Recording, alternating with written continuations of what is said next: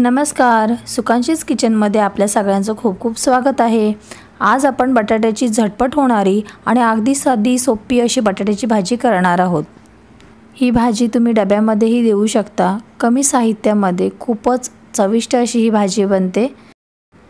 चला तर मग रेसिपी बघून घेऊयात। इथे मी मध्यम आकाराची 6 उकडलेली बटाटे घेतलेली आहेत। याच्यावरची मी साल काढून घेतली। मी इथे 3 मध्यम आकाराचे कांदे बारीक असे कट करून घेतले आहेत। 3 मध्यम आकाराचे टोमॅटो बारीक कट करून घेतलेले आहेत। थोडी कोथिंबीर कट करून घेतली। 1 मिरची अशी कट करून घेतली आहे आणि कढीपत्ता घेतला आहे। मी आलं लसूण पेस्ट इथे 2 टेबलस्पून घेतली आहे। काश्मीरी मिरची पावडर 1 टीस्पून घेतला आहे। तिखट मसाला 1 टीस्पून, गरम मसाला 1 टीस्पून, हळद अर्धा टीस्पून घेतला आहे। चवीप्रमाणे मीठ। इथे 2 तेजपत्ते घेतले आहेत मी। दालचिनी लहान 2 तुकडे घेतले आहेत। चक्रफुलाच्या 2 पाकळ्या घेतल्या आहेत इथे मी। 2 लवंग आणि काळी मोठी जी वेलची असते ती घेतली आहे 1। इथे सर्वप्रथम आपण जी बटाटे उकडून घेतली होती ती थंड झाली आहेत। आता आपण त्याचे तुकडे करून घेऊया। इथे आपल्याला पूर्ण स्मॅश नाही करायचे आहेत, असे छोटे पीस ठेवायचे आहेत आपल्याला। कधी कधी असं होतं की घरामध्ये ना काहीच भाजी नसते आणि अचानक घरी पाहुणे येतात। त्यावेळी खूप टेन्शन येतं की आता काय भाजी करायची। माझंच नाही, सगळ्या महिलांचा हाच टेन्शन असतो। त्यावेळी तुम्ही ही झटपट होणारी बटाटा रस्सा भाजी करा आणि पुरीचा बेत करा, म्हणजे तुम्हीही खुश आणि पाहुणेही खुश। इथे आपली सगळी बटाटे जाडसर अशी कुस्करून झालेली आहेत। आता आपण भाजी करायला घेऊयात। इथे मी गॅसवरती कढई गरम करायला ठेवली आहे। कढई थोडी अशी गरम झाली की आपण त्याच्यामध्ये 4 मोठे चमचे तेल ओतणार आहोत। यामध्ये आपण आता खडे मसाले ॲड करून घेऊयात। लवंग, दालचिनी, जी काळी वेलची होती ती ॲड केली आहे। तेजपत्ता ॲड केला आहे। खडे मसाल्यांचा फ्लेवर तेलामध्ये उतरल्यानंतर आपण त्याच्यामध्ये हिरवी मिरची ॲड करून घेऊ। आलं लसूण पेस्ट ॲड करून घेऊ। आलं लसूणचा कच्चेपणा जो असतो तो जाईपर्यंत आपण ह्या तेलामध्ये आलं लसूण पेस्ट व्यवस्थित परतून घेऊ।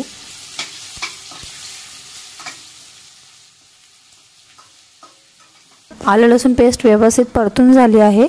आता आपण याच्यामध्ये कढीपत्ता ॲड करून घेऊयात। आपण जो बारीक कट करून कांदा ठेवला होता तोही ॲड करून घेऊया। कांदा व्यवस्थित परतून घेऊ। त्यातील फक्त कच्चेपणा जाईपर्यंत तो आपल्याला परतवून घ्यायचा आहे। कांद्यामधील कच्चेपणा निघून गेला आहे। आता आपण त्याच्यामध्ये मसाले ॲड करून घेऊ। इथे मी गरम मसाला आणि हळद ॲड केली आहे। तिखट मसाला आणि काश्मीरी मिरची पावडर ॲड केली आहे।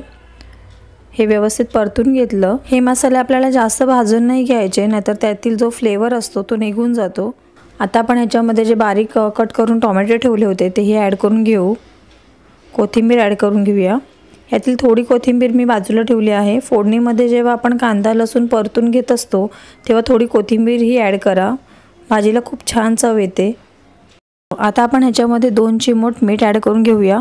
मीठ टाकल्यामुळे ना कांदा आणि जो टोमॅटो असतो तो लवकर शिजतो। झाकण ठेवूया याच्यावरती आणि वाफ काढून घेऊ। 2 मिनिट झाले आहेत। आता आपण याच्यावरील झाकण बाजूला काढून घेऊ। कांदा आणि टोमॅटो व्यवस्थित परतून घेऊ। मी बाजूलाच 1.5 ग्लास पाणी गरम करून ठेवलं होतं, ते आता आपण थोडं थोडं करून ह्या भाजीमध्ये ॲड करून घेऊयात।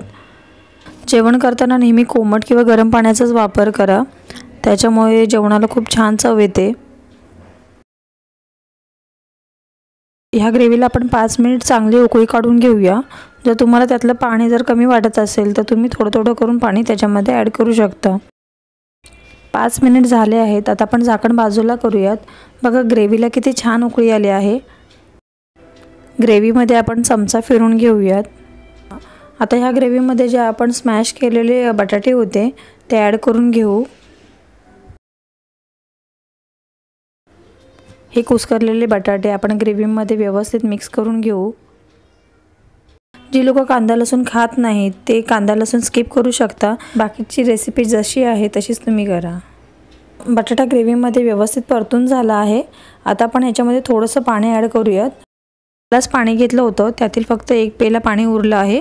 आता हे व्यवस्थित मिक्स करून घेऊया आणि पुन्हा एकदा 4 ते 5 मिनिट एक उकळी काढून घेऊया। थोडी कोथिंबीर ॲड केली मी। 5 मिनिट झाले आहेत। आता आपण ह्याच्यामध्ये मीठ ॲड करूयात आणि हे मिक्स करूया मीठ। पुन्हा एकदा 1 मिनिट उकळी काढून घेऊ ह्या भाजीला, मग आपली भाजी तयार आहे। ही बटाटा रस्सा भाजी तुम्ही पुरीबरोबर खाऊ शकता। जर पुरी नसेल आवडत तर तुम्ही चपाती किंवा भाकरी, भात बरोबर ही भाजी खाऊ शकता। गार्निशिंगसाठी आपण ह्याच्यावरती थोडी कोथिंबीर घालूयात। तुमच्या घरी बटाटे ज्यांना आवडत नाहीत त्यांना ही भाजी तुम्ही नक्की एकदा करून खायला घाला। न खाणारेही आवडीने ही भाजी खातील। हा पुरी भाजीचा बेत तुम्ही नक्की करून बघा आणि रेसिपी कशी झाली ते कमेंट बॉक्समध्ये सांगायला विसरू नका। आजची ही जर रेसिपी तुम्हाला आवडली असेल तर आपल्या चॅनलला लाईक करा, सबस्क्राईब करा आणि बेल आयकॉन दाबायला विसरू नका। पुन्हा भेटू नवीन रेसिपीमध्ये, तोपर्यंत बाय।